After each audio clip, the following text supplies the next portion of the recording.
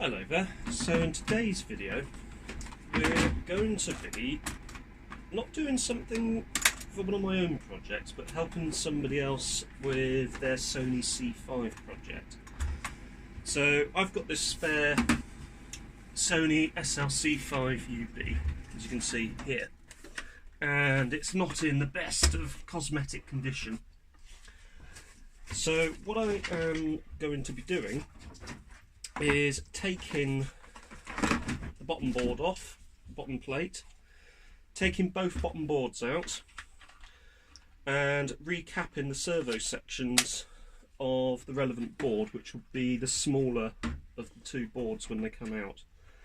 So we're going to be going through the process of recapping, which I know is something we've done before, but it will not hurt to go through it again in a little more detail. What I'll then be doing is that whole board will be going off to the person that needs it.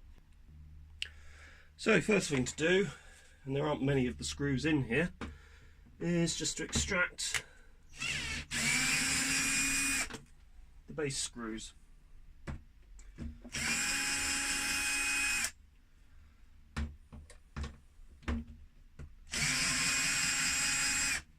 Right, there we go. There's usually a lot more than that, but I've never bothered to put them back in properly to this machine, so it's just been raided on occasion for the many spares that it yields. So, bottom cover off, and we can see on the whole these boards are pretty clean. So there is a bit of residue on the AS6 board, which is that's just the natural sort of varnishy stuff that you get on these boards, and so it just goes a bit ripply with old age. So I would recommend, before they get installed into the machine that they're going to be put into, that these are treated to a bit of contact cleaner and just a general clean over. Now, holding these in, we have 1, 2, 3, 4.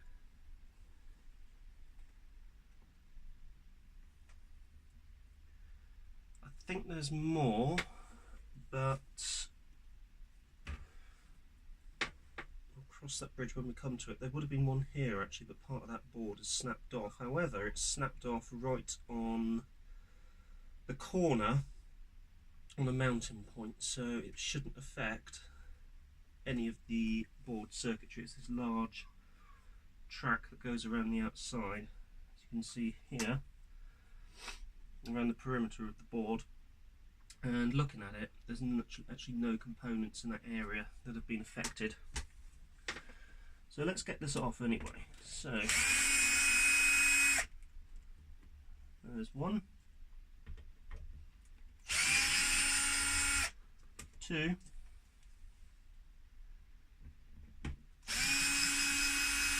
and so far 3. I'm sure there are others, so let's just gently pull this.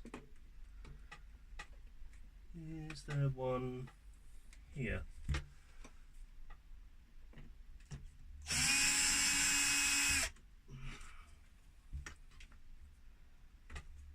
Yes, there is. So there's one up by the mic amp. And once they're off, I can lift the board up to reveal the underside of the deck. And because we're going to be removing this board, what I shall do is rotate the machine through 90 degrees, and hopefully the camera is catching. If I just turn it a little bit, there we go.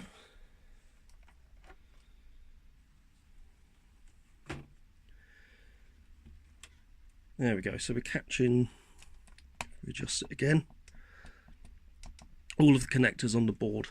So the connectors we want to focus on for getting this board out is this one, this red one, which, looking at all the shielding around, that might be audio. Actually, there's 4 of those. That might be the video head input. So there's obviously 2 per head, I would guess. This one, which could be audio or video. actually, since it's by a delay line, that might actually be the video one. So it gives us a good opportunity to inspect for any corrosion on the board, and there doesn't seem to be any, or certainly any to write home about. And then we've got the lower connectors down here. So we've got this large connector here, which comes off of the tuner module. We've got these connectors here. One of them is held in with a cable tie, so we'll need to cut that cable tie loose in a second.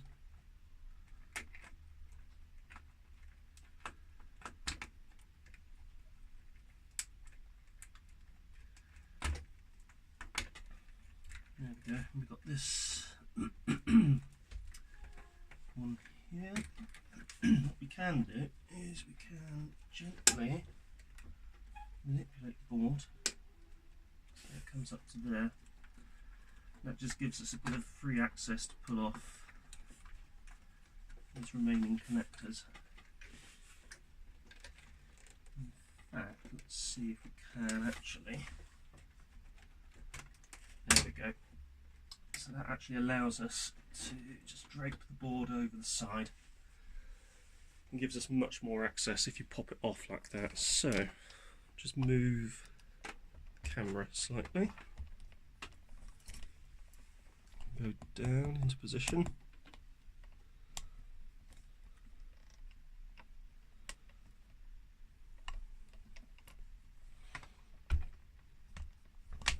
Could actually do going a bit lower, so let's lower her down a bit.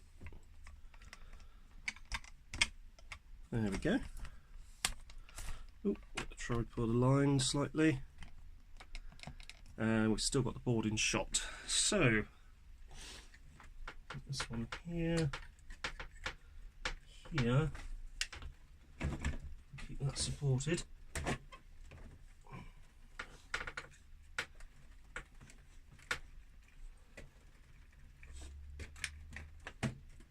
There.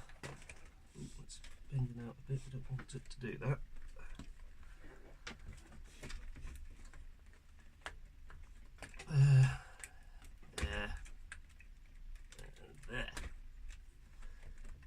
Final one here.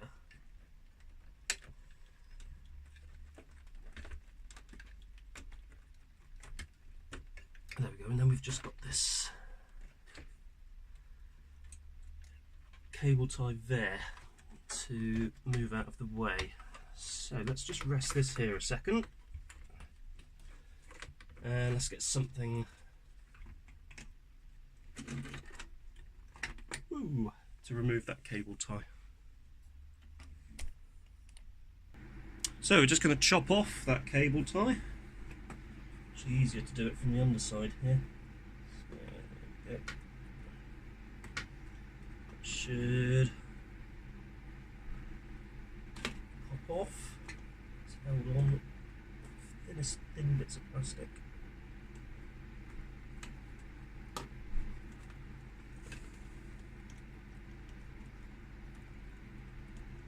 There you go. Right, and hopefully, there we go. That is the two underside boards removed. Now let's have a look. So, usually the drum servo and the capstan servo that cause us grief, and we're going to replace C43, C41,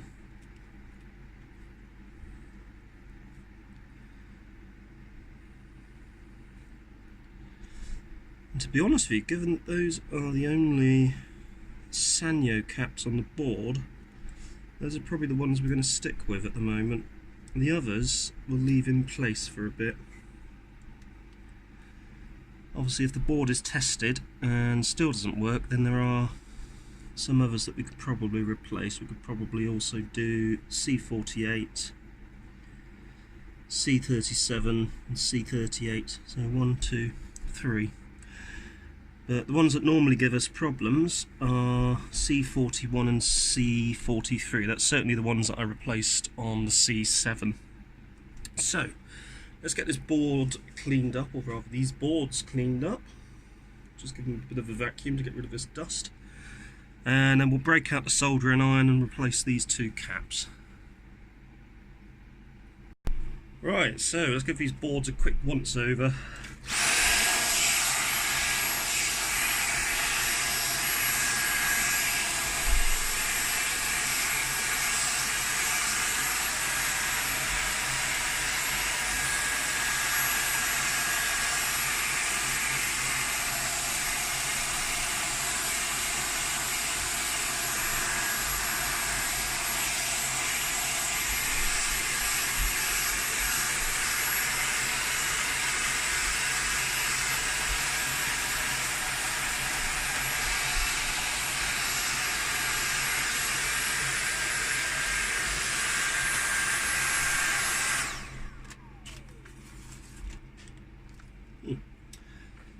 Be the vacuum cleaner not lasting as long as I wanted because it's on full power. However, we have managed to get rid of the worst of the dust that has accumulated on this board over the years. Looking at these various shielded cans here, there's no rust, they just seem to be sort of tarnished with age, so it would suggest that the machine has been stored somewhere probably dry but outdoors. Certainly nothing that's causing me immediate alarms. I've had several machines like this that have been in this sort of order before, so I'll give that board another vacuum once we have had the vacuum charge up for a little bit. So we're focused in on the two capacitors that we're going to replace today. We have this one and this one. So this one is I guess that's a 1 microfarad at 25 volts, and this one is a 0.33 microfarads at 25 volts. If we have a look at the various capacitors that we have, these are all at 50 volts, but as I discovered when repairing the C7, the upper voltage doesn't matter. That's what it is capable of going up to, I believe. If it's only having 25 volts going into it, it's only going to hold 25 volts. So we're looking at 0.33, 25 volts, and we have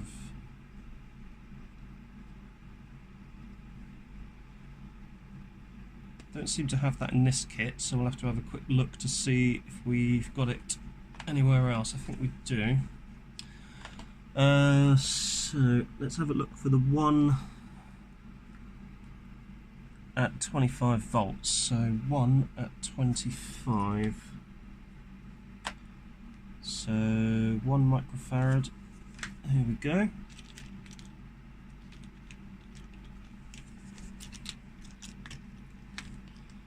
So 1 at 50, this one will do. Now, one leg is longer than the other. That's obviously to denote that one side is positive, one side is negative. And the shorter leg is the negative leg. If we actually look at the capacitor that's on there, the negative side of this one is actually facing this little microchip here. The negative side of this one is facing away from the microchip. So this one is, what's this one? This is a 1 at there. That one is a 0.33. And we've got one further up, which is a 0.22. But that one I don't seem to have to remember replacing. That's in a different circuit anyway, so it's just the capstan servo that we're looking at. So C43 is the one that we're going to replace initially. That's the 1 microfarad at 25 volts. This 0.33 one is the one that interests me. and I'm sure I had to replace that previously. And when I did replace it, I'm pretty certain I replaced it with a 0.47, but that was on a C7, which is possibly a little bit different. So let's go and have a look and see if we can find any 0.33s. And we have a 0.33. So these are electrolytic capacitors. So you have to usually always replace like for like. So if it's an electrolytic capacitor, you replace with an electrolytic. If it's a film, you replace with a film. That's my understanding anyway. Right, this is a 0.33 microfarad at 50 volts. And to be honest with you, that is, or should be, absolutely fine. So let's see how hot the soldering iron is.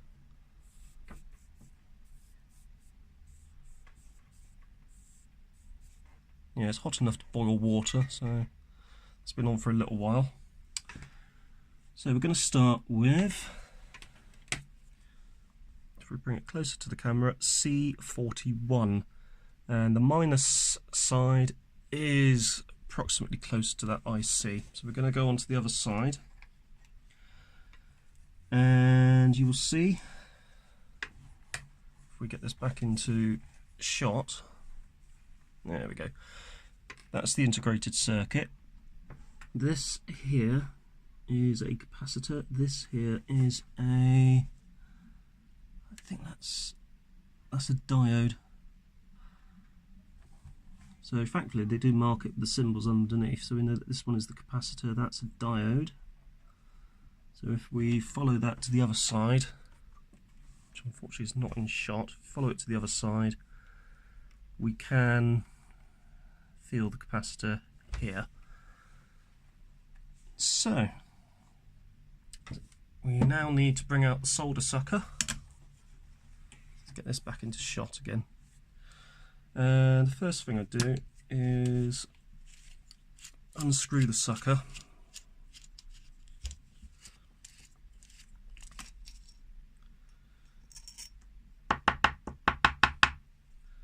Get rid of any residue from previous session.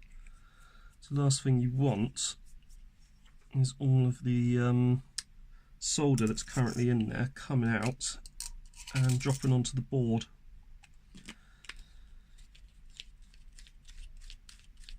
So let's put this back together. Get it primed. Bring out the soldering iron. Leave the tip a little wet, which I don't necessarily need to do when we're just desoldering, but let's force a habit. And let's see if we can zoom her in. There we go. So you'll see in about the middle of the picture there, that's our capacitor. So we're primed, we're melting, and suck. And primed, melting momentarily, and suck. There we go.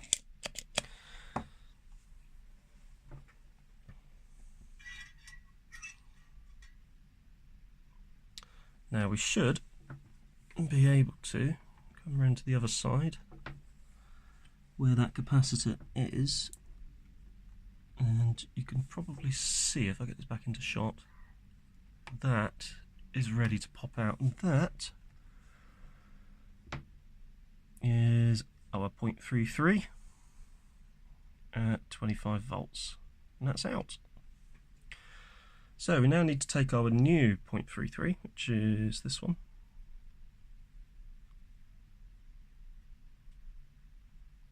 It's actually a 0.33 at 50, but as I said before, that didn't seem to affect anything. Certainly on the C7 I've recently repaired.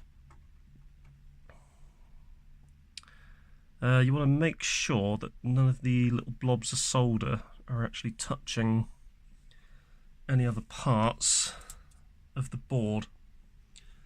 And I have a little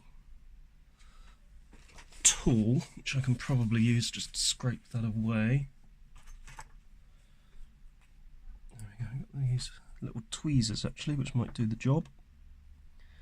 So we can just, there we go, and the, oh.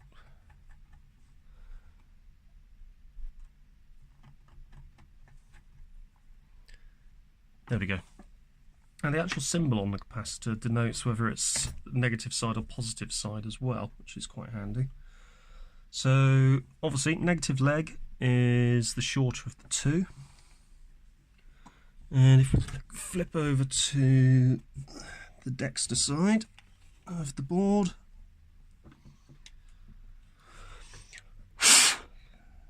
a bit of a blow.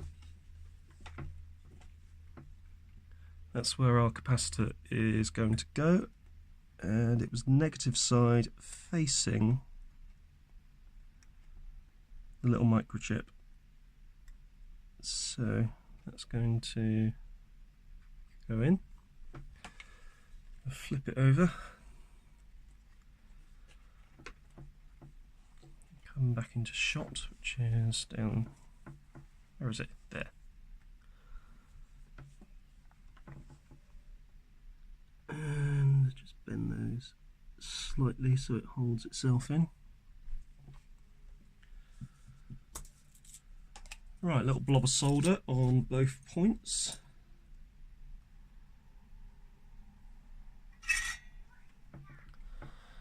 So a little wet at the tip of the soldering iron. And we're going to go, oh, that's not a very good tip.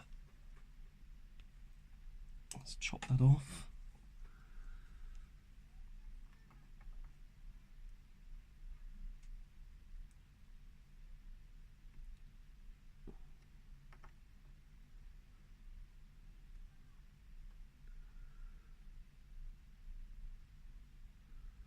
There we go, a little blob of solder, and heat it up, and that's warm enough around the area. We should, a little blob of solder.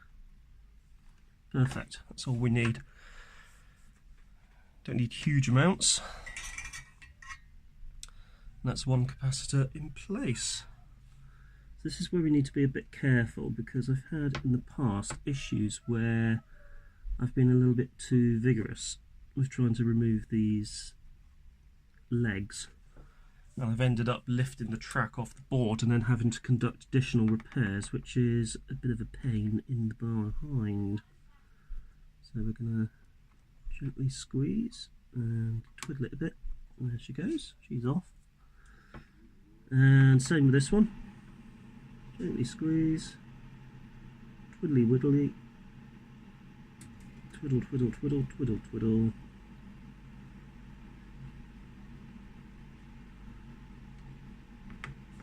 Let's go do that again.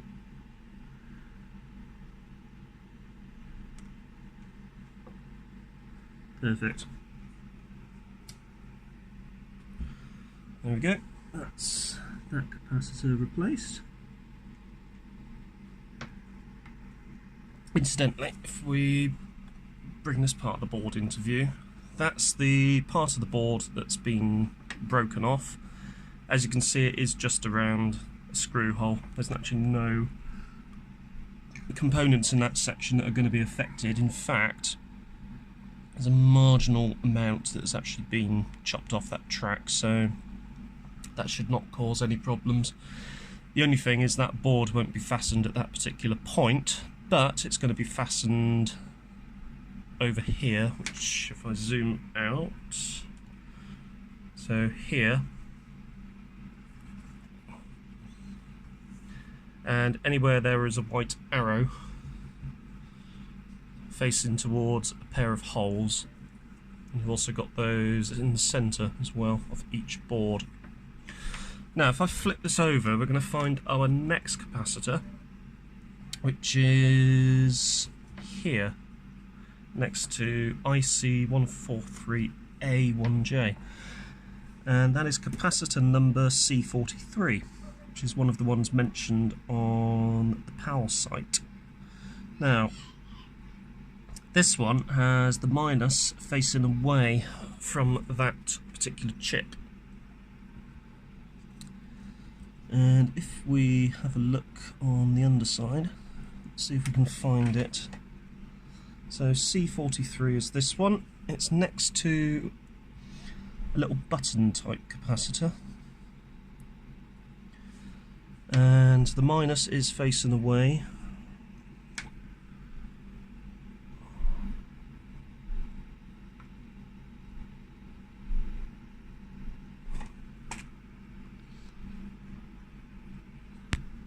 And it's an electrolytic capacitor near the bottom of the board.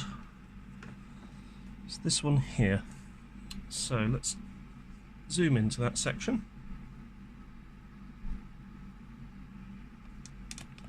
And pan over slightly. And we can bring that into shot. And there. This one next to it is another, I think, capacitor, but it's a different type of capacitor. This one is the one that we're after. So let's pop it out of the board. Right, so solder sucker primed. A little bit of heat. Don't want to do too much heat because we're close to that microprocessor. Sorry, it might not be a microprocessor, it's actually just a chip. An integrated circuit of some description. I need to consult the wiring diagram to find out what it actually does. Let's warm this one. Oh, that's actually left a bit of the solder sucker behind, so let's do that again. And we should be able to pop it through like that. So that's another thing you can do, is you can use the soldering iron hot tip to pop any components out. It's certainly something I do. Don't know if it's best practice, but you know, I have my own methods. And there we go. That is our 1 microfarad at 25 volts. And here we go. Here is our 1 microfarad at 50 volts. Now, minus sign. It's facing away from the chip. Plus is towards the chip. So into the slot we go. Up she goes. There we go. Get her seated in place slightly. Let's bend those out of the way. There we go. And let's solder it in. So there we go, a little blob of solder onto this leg. Oh, that's actually didn't work quite as I expected. So a little blob of solder.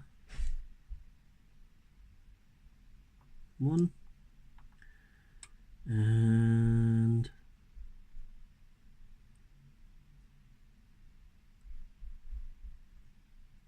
oh, that's not perfect. There we go, that's nice. Perfect.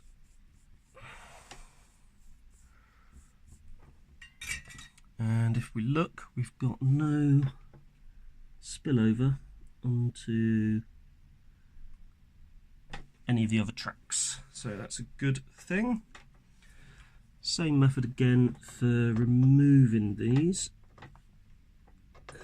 So apply quite a lot of force, but don't lift it, just wiggle it loose. It takes a little while, but it saves ripping the actual track off the board.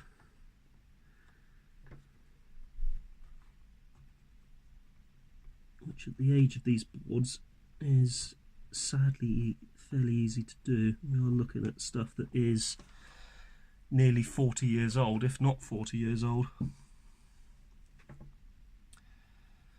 And there we go, that is that one as well.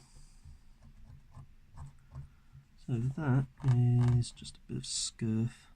Let's see if that comes up at all. No, it doesn't. I'd give these a bit of a rundown with some circuit cleaner before putting them into the machine anyway. So, if you wanted to, you can actually separate these boards. So they're held in with this rather nifty frame. So there's a frame piece here and on the other side. And there are 1, 2, with the soldering iron, 3, and 4 screws holding this board into the frame. Flip it over, and we have 2 wiring connectors. If I lay this out, you can actually see them a little bit better. 2 wiring connectors linking the boards together, one here and one here. And these will literally just pop off, and this board can then be removed and mated up to a known good luminance and chrominance board, in other words colour and brightness. And yeah, that is pretty much it. So what we've done is we've replaced C41 and C43, which are known culprits, because they're typically the Sanyo branded light blue Sanyo capacitors, which are not that fantastic by all accounts, and they're generally the ones that give us the servo lock problems. This here is the capacitor free speed adjustment. Generally you don't need to adjust these, but if you have minor servo fluctuations or it's not maintaining a perfect lock, you can adjust the capacitor free speed to try and get it to maintain a perfect lock. Other capacitors that might be worth replacing, possibly this one here, which is C40, I want to say 4, but it branches into that resistor. In fact, I think I did replace this one on my C7, but when I replaced it, the one that was there was actually a Sanyo capacitor. It looks like this one has been replaced at some point in the past, so that's a good sign. It does mean somebody has worked on this previously. And I'll be honest, I don't know if this board works or not, but I've just replaced the other 2 that I would normally replace just out of sheer curiosity / preventative maintenance. So let's move that out of the way. Anyway, bit of a different video this weekend, but hopefully you will find it useful. If you have enjoyed this video, don't forget to hit that like button, and also consider subscribing for more upcoming fascinating hobbies. Thank you very much for watching.